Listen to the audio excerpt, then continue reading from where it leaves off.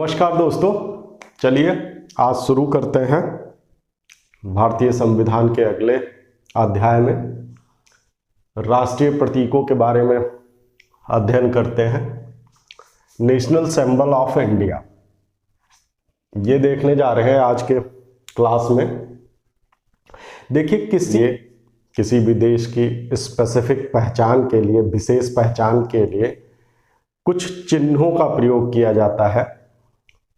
वो चिन्ह जो होते हैं वो जनता में देश के गौरव बढ़ाने के लिए, देश के प्रति सम्मान बढ़ाने के लिए, हृदय में देशभक्ति की भावना बढ़ाने के लिए, ये सारी चीज़ें जो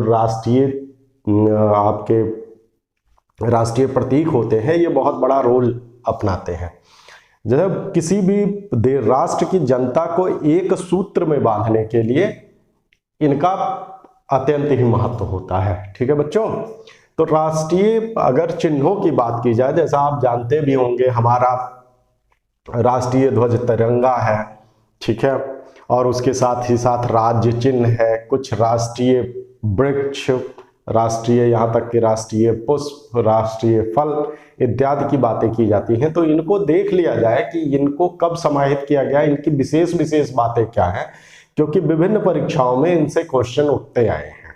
इस वजह से इनको जानना जरूरी हो जाता है। तो चलिए बात करते हैं राष्ट्रीय तिरंगे के बारे में। तो राष्ट्रीय तिरंगा का अगर हमारा है, तो आपने देखा भी होगा, बहुत जगह पे देखा होगा, 3 रंगों से रंगा हुआ हमारा राष्ट्रीय तिरंगा है। 3 रंगों, सबसे ऊपर केसरिया रंग, बीच में सफेद और सबसे नीचे हरा रंग होता है।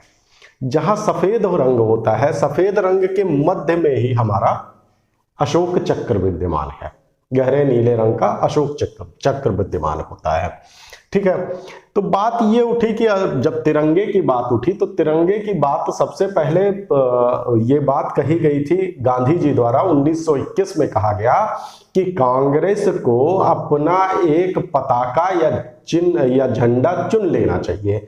इसके लिए अपॉइंट किए गए अपने पिंगली वैकेया जी, इनको अपॉइंट किया गया कि आप राष्ट्रीय ध्वज का डिजाइन करें। यानी अगर ये पूछा जाता है कि राष्ट्रीय ध्वज के अभिकलन करता या डिजाइनर कौन थे, तो ये आंध्र प्रदेश के निवासी थे पिंगली वैकेया जी। इन्होंने सर्वप्रथम अपने झंडे का डिजाइन किया। इन्होंने जब झंडे का डिजाइन किया था, तो उसमें 2 ही रंग इन्होंने लिए थे। एक आपका लाल रंग था और दूसरा आपका हरा रंग था। लाल रंग को इन्होंने कहा कि ये हिंदुत्व की पहचान के लिए होगा और हरा रंग मुस्लिम धर्म की पहचान कराएगा। ठीक है, होते करते आगे बात बढ़ी तो गांधी जी ने एक प्रपोजल दिया कि आप एक सफेद रंग और भी सम्मिलित कर लीजिए, और वो सफेद रंग सभी धर्मों को डिनोट करेगा। ठीक है, और वो जो झंडा बनाया गया था, या वो जो तिरंगा बना, लाल सफेद और हरे में जो तिरंगा बना था, उसके मध्य में चरखे की अनुकृति रखी गई थी या लगाई गई थी, बनाई गई थी चरखे की अनुकृति। फिर आगे चल के डॉक्टर भीमराव अंबेडकर के सुझाव पर चरखे को हटाकर आपका प्रगति का प्रतीक अशोक चक्र को ले लिया गया। ठीक है, तो ये चीजें, ये अपने झंडे का एक मोटा मोटी इतिहास रहा था। ठीक है, इससे पहले भी भीखाजी कामा ने भी फहराया था वो झंडा, लेकिन जो झंडे के प्रॉपर विचार और जो विकास की बात आई थी, वो 1921 में गांधी जी ने कहा था कि कांग्रेस से ये कहा कि आप जो है अपने लिए एक झंडा चुन लीजिए, जिसके लिए पिंगली वैकेया जो आंध्र प्रदेश के निवासी थे, इन्हें चुना गया कि आप इसका डिजाइन कीजिए। उन्होंने क्या किया था, 2 कलर में डिजाइन किया था। 2 कलर कौन कौन से थे, एक लाल दूसरा हरा। लाल को कहा कि ये हिंदू धर्म के लिए होगा, हिंदू धर्म को सब डिनोट करेगा, और जो हरा कलर होगा, ये मुस्लिम धर्म को डिनोट करेगा। आगे चलकर इसमें एक संशोधन गांधी जी द्वारा किया गया और कहा गया कि सभी धर्मों के लिए एक अलग रंग का प्रयोग कर लिया जाए जो सफेद रंग का होगा,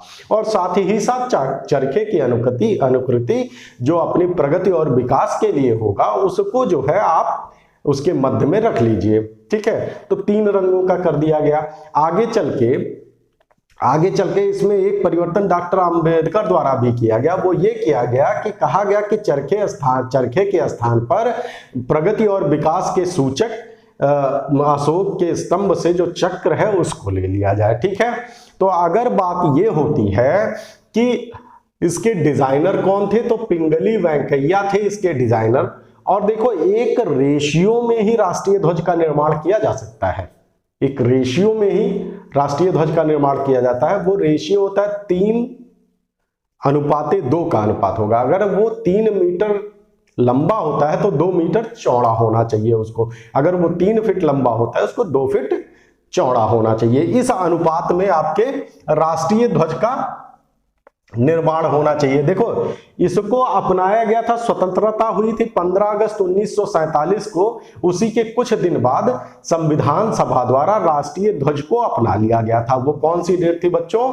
वो डेट थी 22 जुलाई 1947। याद रखिएगा, अपने राष्ट्रीय ध्वज को कब अपनाया गया, संविधान सभा द्वारा कब अपनाया गया, तो वो डेट थी 22 जुलाई 1947। 22 जुलाई 1947। ठीक है, स्वतंत्रता के कुछ दिन पश्चात ही संविधान सभा द्वारा 22 जुलाई 1947 को अपने राष्ट्रीय ध्वज को अपना लिया गया था। ठीक है, अगली बात करते हैं। तो अगली बात में अगर रंगों की बात कर ली जाए, कितने रंगों में है, तो 3 रंगों में है। अपना जो तिरंगा है, इसीलिए इसको तिरंगा भी कहा जाता है, 3 रंगों में है। ठीक है, वो 3 रंग कौन से हैं? सबसे ऊपर केसरिया है, जब भी फहराया जाएगा सबसे ऊपर केसरिया रंग रखा जाएगा। केसरिया रंग साहस और बलिदान का प्रतीक होता है बच्चों। केसरिया रंग जो होता है वो साहस और बलिदान का प्रतीक होता है, सबसे ऊपर रखा जाएगा। उसके नीचे आपका सफेद रंग रखा जाएगा, और सफेद रंग शांति सच्चाई का प्रतीक होगा। ठीक है, शांति और सच्चाई का प्रतीक होगा। इसी सफेद रंग के मध्य में 24 तीलियों वाला, जो 24 तीलियां होंगी समान दूरियों पे है। अशोक स्तंभ में जो समान दूरियों पे 24 तीलियां हैं, ये पूछा जाता है कि तिरंगे में जो चक्र है ये उसमें कितनी तीलियां हैं, तो 24 तीलियां हैं। गहरे नीले रंग का एक अशोक चक्र लिया जाएगा जिसमें 24 तीलियां होंगी, वो सफेद पट्टी के मध्य में स्थित होगा। सबसे नीचे आपका हरा रंग होगा जो उर्वरता और समृद्धि का प्रतीक होगा। ठीक है, हम कृषि प्रधान देश थे तो हरा रंग हमारी उर्वरता और समृद्धि का प्रतीक माना जाएगा। ठीक है, ये वही बात है जो मैंने आपको प्रारंभ में बताई थी। देख लीजिए, 1921 में गांधी जी ने कांग्रेस को अपना झंडा अपनाने के लिए कहा था। और जब झंडा अपनाने के लिए कहा तो कांग्रेस ने पिंगली वेंकैया, जो एक जाने माने नेता थे आंध्र प्रदेश के, उनको नियुक्त किया गया कि आप कांग्रेस के लिए या भारत के लिए एक झंडे का डिजाइन कीजिए या अभिकल्पन कीजिए।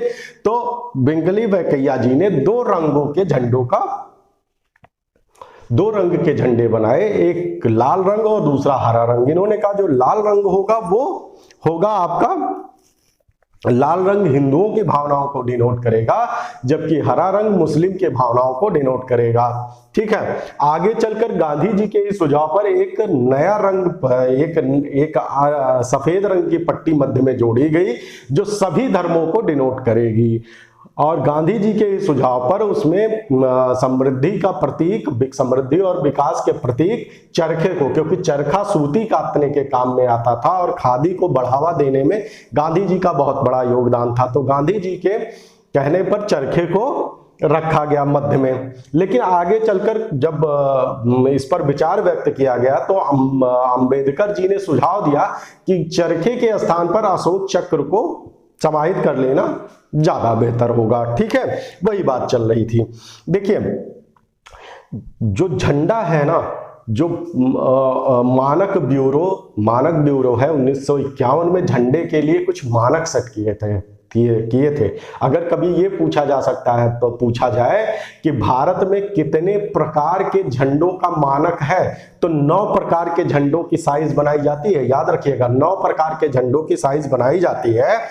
ठीक है बच्चों, 9 प्रकार के झंडों की साइज इसमें बनाई जाती है, ये याद रखिएगा। ठीक है, अगर ये पूछ लिया जाता है कि कौन सा एकमात्र संस्थान है जो झंडे बनाने के लिए लाइसेंस प्राप्त किया गया, क्योंकि देखो झंडा बन रहा होगा तो कहीं पे बन रहा होगा तो गवर्नमेंट ने किसी को लाइसेंस दिया होगा ना कि आप झंडे बनाएंगे। एकमात्र संस्थान है हुबली में, वही उसी को प्राप्त है कि वही एकमात्र ऐसा संस्थान है जिसको लाइसेंस प्राप्त है झंडे के उत्पादन के लिए। ठीक है बच्चों, याद रखिएगा, हुबली में एक संस्थान है, हुबली में एकमात्र संस्थान है जिसको झंडा उत्पादन हेतु लाइसेंस प्राप्त है। ठीक है, इतना ठीक है।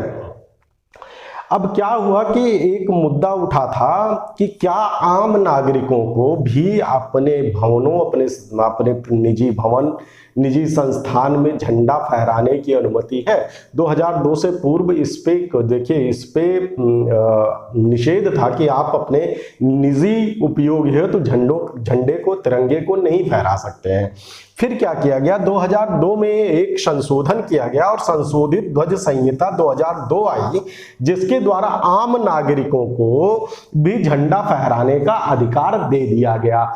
लेकिन दे दिया गया ये जो है, ये झंडा फहराने का अधिकार कहा गया कि राष्ट्रीय गौरव अपमान निवारण अधिनियम 1971 के अधीन होगा। मतलब जो अपमान निवारण अधिनियम है ना, उसमें जो व्यवस्थाएं दी गई हैं, उस व्यवस्थाओं के तहत ही आम नागरिकों को झंडा फहराने का अधिकार दिया जाता है। मतलब ये है कि अगर आप किसी भी तरह से झंडे का अपमान नहीं कर सकते हैं, अगर आप फहराने की दशा में या अपने घर में, अपने निजी भवनों में फहरा रहे हैं और उसका अपमान हो रहा है, तो आप राष्ट्रीय गौरव अपमान निवारण अधिनियम 1971 के तहत दी गई सजाओं के भागी होंगे। ठीक है बच्चों, तो याद रखिएगा कि कब आम नागरिकों को दिया गया था यह अधिकार, तो 2002 के द्वारा संशोधित ध्वज संहिता 2002 के द्वारा आम नागरिकों को भी झंडा फहराने का, अपने निजी संस्थानों, निजी भवन में झंडा फहराने का अधिकार दे दिया गया था। झंडे के विषय में कुछ और बातें की जाए तो रांची का पहाड़ी मंदिर एक ऐसा मंदिर है जिसमें एकमात्र ऐसा मंदिर है जिस पर तिरंगा फहराया जाता है। ठीक है, और ये सबसे ऊंचाई पर भी फहराया जाता है। ठीक है, हाँ सॉरी, रांची का पहाड़ी मंदिर, याद रखिएगा, रांची का पहाड़ी, रांची और तिरंगे से दो फैक्ट हैं। एक, रांची का पहाड़ी मंदिर एकमात्र ऐसा मंदिर है जिस पर तिरंगा आपका फहराया जाता है बच्चों। ठीक है, अगला जो फैक्ट है वो ये कहता है कि 453, बीच में आपने सुना होगा कि सबसे ऊंचा झंडा फहराया गया, सबसे ऊंचाई पर झंडा फहराया गया, तो वो यही रांची में ही फहराया गया था। 493 मीटर ऊंचा झंडा भी रांची में ही फहराया गया था। और सुन लीजिए, 21 गुणे 14 फीट का मेजरमेंट का झंडा जो है ना, वो 3 ही जगह फहराया जाता है बच्चों। वो 3 जगह कौन कौन सी हैं? 21 गुणे 14 फीट का झंडा केवल 3 जगहों पर फहराया जाता है।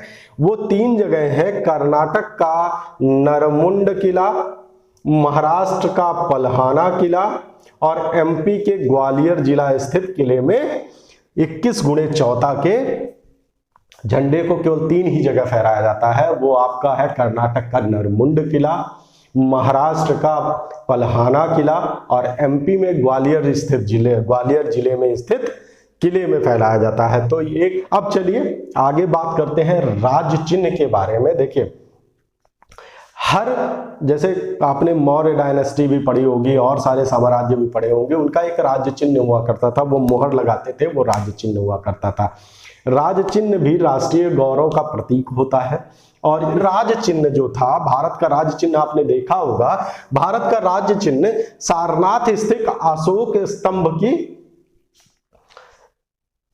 स्तंभ की अनुकृति है। सारनाथ को अशोक की सिंह राजधानी कहा जाता था। इस अशोक स्तंभ में सबसे ऊपर 4 सिर चारों दिशाओं की ओर मुंह किए हुए और आपस में पीठ सटाए हुए बैठे हुए हैं, ये उसकी अनुकृति थी। ये चारों सिंह शक्ति, साहस, आत्मविश्वास एवं गौरव के प्रतीक होते हैं। लेकिन देखिए, जब हमारा राज्य चिन्ह दिखाया जाता है ना, तो राज्य चिन्ह जब दिखाया जाता है तो उसमें 3 ही शेरों के अनुकृतियां दिखाई पड़ती हैं, क्योंकि एक शेर पीछे होता है इसलिए उसका चित्र नहीं दिखाया पड़ता है। यानी जो दिखाई पड़ता है तो 3 सिंह दिखाई पड़ते हैं, लेकिन जो सारनाथ स्थित अशोक स्तंभ में की जो अनुकृति है उसमें 4 सिंह है। चारों सिंह साहस, शक्ति, आत्मविश्वास और गौरव के प्रतीक है। अच्छा, अगर सारनाथ राज चिन्ह की बात की जाए तो इसे अपनाया कब गया था? अपनाया गया था जिस दिन संविधान लागू हुआ था उस दिन, यानी 26 जनवरी 1950 को राज चिन्ह को अपना लिया गया था। ठीक है बच्चों, ये याद रखिएगा, ये क्वेश्चन पूछा जा सकता है तो इसको याद रखिएगा। अब बात की जाए तो नीचे देखे होंगे आप, ध्यान से देखिएगा, जो राज चिन्ह है उसके नीचे आप आएंगे तो एक तरफ घोड़ा एक तरफ बैल है।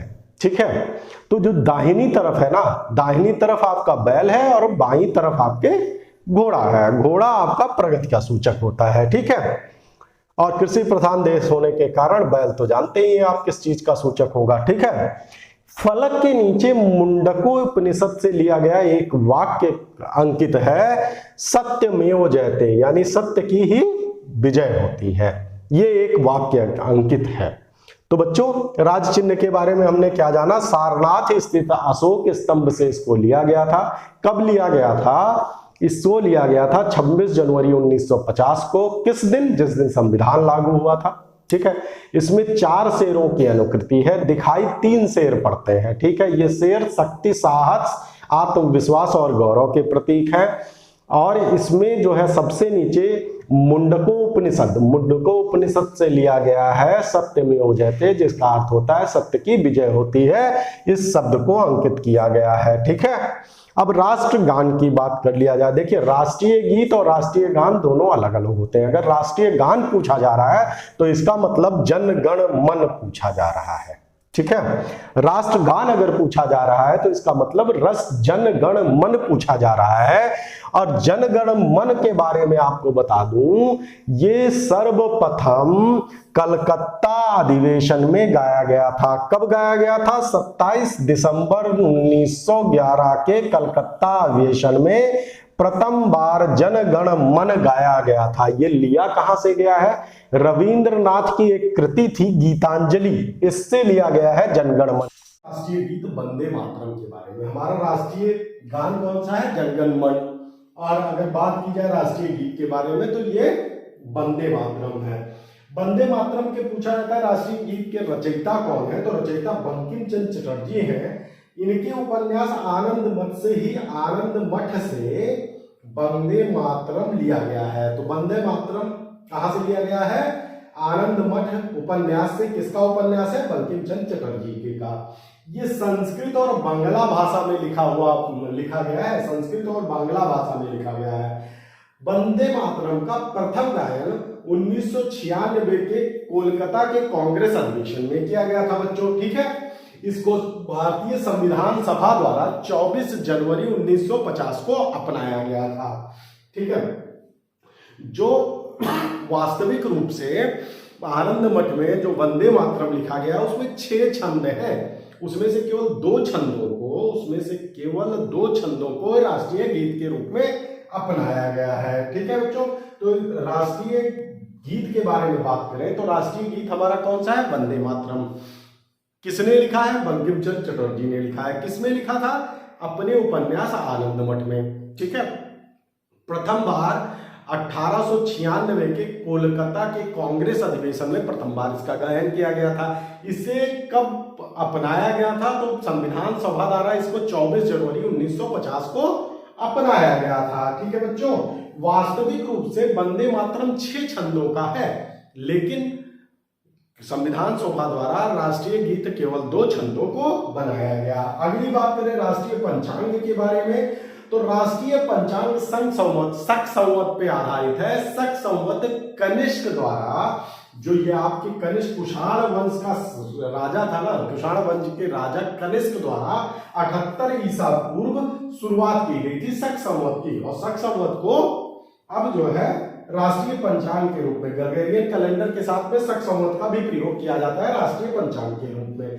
शक संवत की शुरुआत किसने की थी? तो कुषाण राजा कनिष्क ने 78 ईस्वी में शक संवत की शुरुआत की थी। इसको कब अपनाया गया? इसको अपनाया गया 22 मार्च 1957 को। 22 मार्च 1957 को राष्ट्रीय कैलेंडर को अपनाया गया था। इसका प्रथम माह चैत्र होता है, जो चल रहा है इस समय चैत्र होता है, और इसका अंतिम माह फाल्गुन होता है, क्योंकि फाल्गुन के बाद ही चैत्र आता है। यानी अंतिम माह कौन सा होगा? फाल्गुन, और प्रथम माह चैत्र होगा। ये क्वेश्चन आ चुका है, यूपीपीसीएस द्वारा ये क्वेश्चन पूछा जा चुका है। इस वजह से याद रखिएगा कि हिंदी कैलेंडर के अनुसार या राष्ट्रीय पंचांग के अनुसार प्रथम माह कौन सा होता है? तो वो चैत्र होता है बच्चों। ठीक है, तो राष्ट्रीय पंचांग के बारे में मोटा मोटी जान लीजिए। शक संवत पर आधारित हमारा राष्ट्रीय पंचांग है। शक संवत की शुरुआत किसने की थी? तो कनिष्क ने, जो शक राजा थे कनिष्क, उन्होंने 78 ईसा पूर्व या ईसा पूर्व नहीं, ईसवी में इसकी शुरुआत की थी। इसको कब अपनाया गया? तो इसको 22 मार्च 1957, देखिए एक 22 ये इंपॉर्टेंट है, 22 जुलाई 1947, ठीक है, 22 जुलाई 1947 को आपका राष्ट्रीय ध्वज अपनाया जाता है। और 22 मार्च 1957 को बच्चों आपका राष्ट्रीय पंचांग अपना लिया जाता है। इसका प्रथम माह कौन सा होता है? तो ये आपका चैत्र इसका प्रथम माह होता है। और अंतिम माह कौन सा होता है? अंतिम माह इसका फाल्गुन होता है। ठीक है बच्चों, याद रखिएगा। अब राष्ट्रीय पक्षी की बात करें तो अपना राष्ट्रीय पक्षी, जैसा कि आप भी जानते होंगे, मोर है।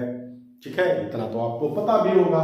मोर के बारे में एक स्पेसिफिक बात जान लीजिए, वो इसको जो है इसका वैज्ञानिक नाम एक आध बार पढ़ा होगा, याद होगा तो अच्छी बात है, नहीं याद होता है तो देख लीजिए। पाओ क्रिस्टेटस कहते हैं, इसका वैज्ञानिक नाम पाओ क्रिस्टेटस है। पाओ क्रिस्टेटस है। तो इसको 26 जनवरी 1963 को राष्ट्रीय पक्षी घोषित किया गया था। कब घोषित किया गया था बच्चों? 1963 को मोर को राष्ट्रीय पक्षी घोषित किया गया था। मोर जानते हैं अपने पड़ोसी म्यांमार का भी राष्ट्रीय पक्षी है, लेकिन अपने यहाँ चमकीले नीले रंग का वाला राष्ट्रीय पक्षी है, वहां ग्रे पीकॉक को राष्ट्रीय पक्षी कहा जाता है। म्यांमार का जो पीकॉक है, ग्रे पीकॉक, वो उसका राष्ट्रीय पक्षी है। अपना राष्ट्रीय पक्षी मौर्य साम्राज्य का भी राष्ट्रीय चिन्ह था। उसकी मोहरों पर मौर्य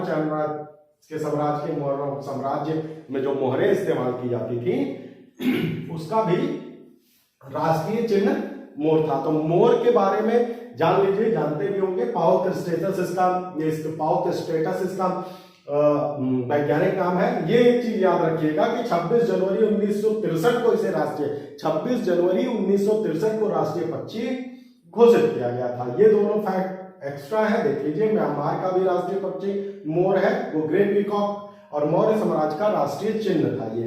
अपना राष्ट्रीय वृक्ष की अगर बात की जाए तो राष्ट्रीय वृक्ष बरगद है। बहरहाल इसके बारे में बताएंगे कुछ आगे, इसके बारे में कोई अभी अधिसूचना नहीं है, लेकिन राष्ट्रीय पक्षी हमारा बरगद है, जिसे फाइकस बेंगालेसिस कहते हैं। फाइकस, इसका वैज्ञानिक नाम क्या है? फाइकस बेंगालिसिस। फाइकस बेंगालिसिस है।